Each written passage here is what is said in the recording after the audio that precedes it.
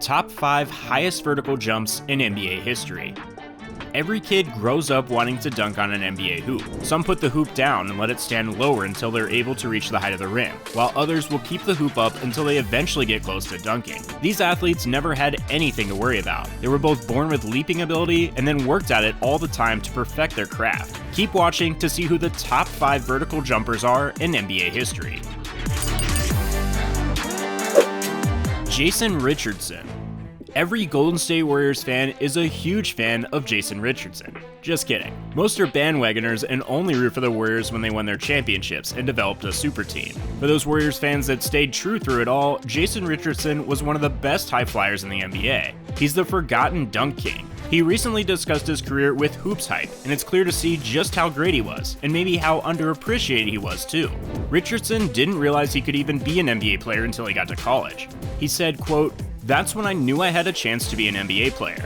When I played against the USA Dream Team 2, which featured Vince Carter, Ray Allen, Alonzo Mourning, Vin Baker, Jason Kidd, and all those guys. We had a game against those guys in Hawaii and I did well. I was like, man, I could play in the NBA. But growing up in my neighborhood, we had so many guys who were athletic." Richardson to this day is widely regarded as one of the best dunkers in the 2000s, after he won the NBA Slam Dunk Contest in 2002 and 2003, but lost in the 2004 contest to Fred Jones in the finals. Fast forward to the 2007-2008 season, and Richardson actually led the NBA in three-pointers. He's actually in the top 30 all-time in made three-pointers. Here's a guy who had such crazy high-flying ability, and he's busy shooting three-pointers.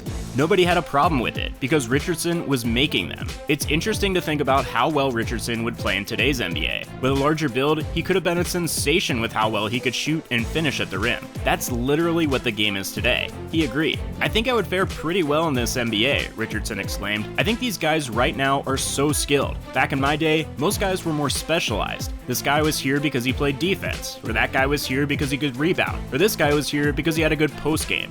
Now, these young men in the NBA can do everything. You have 7-foot guys who can play point guard, get rebounds, get assists, and shoot the three. The game has evolved so much. But I think if you can definitely shoot the ball, you can definitely play in the NBA today, and I think I would fare pretty well in it." Richardson averaged 17.1 points over 13 seasons, and had so much ability throughout his career. Nobody really talks about the high flyer that Richardson was. He seems to think he was underrated. There were some years that he missed the All-Star team just based off his team not winning enough. He said, "Yeah, I think I was a little bit underrated. I feel like I should have made the All-Star team a few times, but the game has changed now. It's different. Because in my era, even if you averaged 20 points, if you didn't win, it didn't matter. I understood that part of it. I had a lot of losing years during those times, so people thought it was just number chasing. But if you look at it now, there's a lot of guys who are averaging a ton of points and their team isn't doing well, but they still get the accolades and they're on the All-Star teams and stuff like that. I think back in my time, it was more team-oriented and all about what are you doing to help your team win games? And so I see the different eras, and I understand how the game has changed in that respect. While he's forgotten in the league, nobody will ever forget his dunk contest appearances.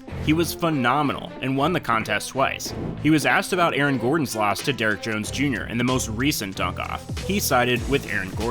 Well, I think Aaron Gordon has been robbed twice in a row. I might be biased, but I think the dunks he did were unseen and spectacular. He was great. I think he should be a 2-time dunk contest winner. I totally believe that. It's special what he can do. It's special what most of these guys can do now. I was just talking to a kid yesterday who recognized me when I was working out at the gym. I was telling him how these guys are evolving. It's just funny how evolved these guys are, how crazy they're jumping, and the tricks they're coming up with. It's just amazing.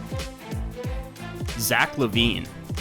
Jason Richardson talked about Zach Lavine, who is also a high-flying machine. Many dunkers like Zach Lavine don't want to be viewed as just a dunker, and that's one of the reasons Lavine isn't competing in the dunk contest anymore. Richardson, like Lavine, felt that people started to view them just as high-flying dunk machines, but like Richardson, Lavine is making a name for himself beyond just dunking. Both players wanted to work on their games beyond dunking, like shooting, defense, and just being an all-around solid player in the league. Before Lavine was drafted out of UCLA in 2014, he showed off his vertical, which was 46 inches during a Los Angeles Lakers pre-draft workout. That set a Lakers pre-draft leap record, and he started to climb up draft boards after that performance. It was just weeks after Andrew Wiggins showed off his 44-inch vertical. Wiggins was projected to go high in the draft, as he did, while Lavine was slated to go in the middle of the first round at the time. Chris Mannix wrote about Lavine in his mock draft, saying, "No player has more athletic potential in the 2014 draft than Lavine. Can he harness it? That remains to be seen. Lavine was the definition of streaky last year, shooting at a blistering clip in the first month of the season, before tailing off badly at the end of it. Lavine is determined to become a point guard, though several interested teams see him as a two guard. It's similar to how some teams felt about another uber-athletic UCLA guard, Russell Westbrook.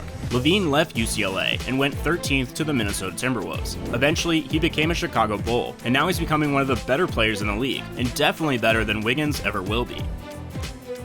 Michael Jordan. We all own Air Jordans in our closet. Some of you might be wearing Air Jordans on your feet right now. There's a reason why they're called Air Jordans. Michael Jordan was able to leap extremely high and put on dunk shows throughout his career. During the NBA Draft Combine in 1984, the vertical leap wasn't officially tracked when Jordan came out of college. Even if the vertical leap was tested, it wasn't published to the public. But we're in luck, because there are several unsighted sources that claim Jordan's recorded vertical leap was between 46 inches and 48 inches during the 1984 Olympic trials. It's been reported that Jordan had a 36-inch standing vertical jump and a 46-inch vertical leap when MJ had a running start. It's also been noted that Jordan's vertical reached about 42 inches when dunking with one hand, and was a little under 41 inches for two-handed slams. This came from a study that originated at the University of North Carolina in 1983. In a Reddit thread, a user by the name of In Effect shared his studies. Quote, "In a similar environment, i.e. in the two videos that I watched, there is a maximum difference in the head height of 1.25 inches between the two. The difference in height between the two players is 3 centimeters, or 1.2 inches. That almost matches the difference in head height in these two dunks, so we can estimate that Michael Jordan or Gerald Green had a similar vertical jump height for one-handed dunks performed in a dunk contest environment. Therefore, we can also estimate that Jordan would have a similar max vertical jump of 46 inches, which corroborates the study once again, that measured it at 45.76 inches. Therefore, we have two separate unconfirmed ways to know that Michael Jordan was really Air Jordan back in the day, with a 46-inch leap. In a 1983 The Sporting News article, they quoted Michael Jordan's father James Jordan about his leaping ability. "His leaping ability didn't just happen, he worked at it," said James Jordan. "When he was 13, I built a backyard court, and he, his brother Larry, and some other kids played almost every day. Michael was a fierce competitor. He was called Rabbit because he always hustled. Still, he knew that to be good at winning, you had to be good at losing, though he didn't like losing." I'm sure Jordan was given a gift, but he worked with the gift, and then became one of the greatest leapers in NBA history. Larry Jordan was also quoted in the story.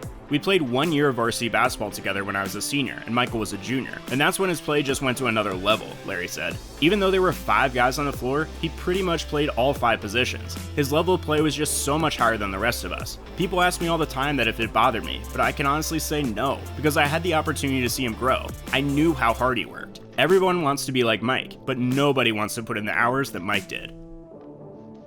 Darrell Griffith.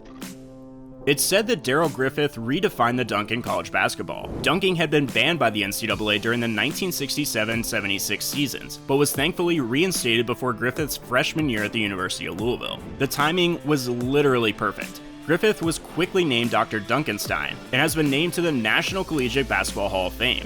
Griffith was just 6'4", but had a 48-inch vertical leap. He was able to do so much more than dunk though. He led the Cardinals to a 101-25 record in his 4 years, along with a national championship in 1980, when Griffith scored 23 points in a 59-54 win over UCLA. He was selected as the most valuable player of the tournament. "Whenever the team needed something, he gave it to them," said former Louisville coach Denny Crum. "He'd just jump over people and shoot it and do whatever he needed to do to help us win games." His most famous dunk came in the 1980 NCAA Regional Final, where Griffith broke out on a fast break and windmilled a crazy slam that sparked Louisville's upset over LSU to put Louisville in the Final Four.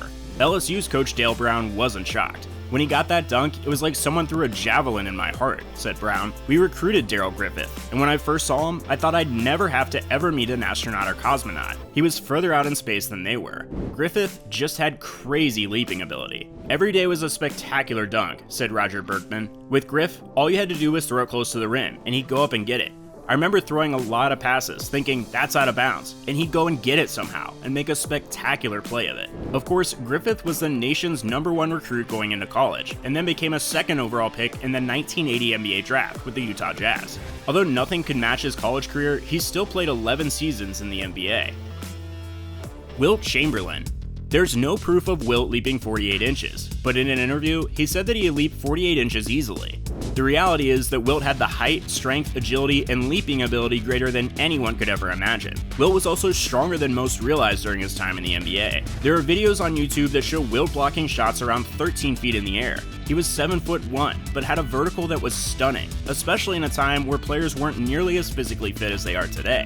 It's fair to believe Wilt was a leaping legend. It's also fair to believe that Wilt was one of the best basketball players to ever play the game. We talk about Michael Jordan and LeBron James being the greatest of all time, but Wilt's record of 100 points in a single game might never be broken. Some would call Wilt a real-life superhero. It's interesting how players like Jason Richardson get no love for their play, while Jordan, Lavine, and Wilt are beloved. Richardson was clearly underrated during his time as a basketball player. He was a great shooter and fantastic leaper. One thing's for sure, if you work on your leap and vertical jump, the sky's literally the limit. Lavine became a star in the NBA, while Michael Jordan and Wilt Chamberlain are arguably the two best players to ever play in the NBA.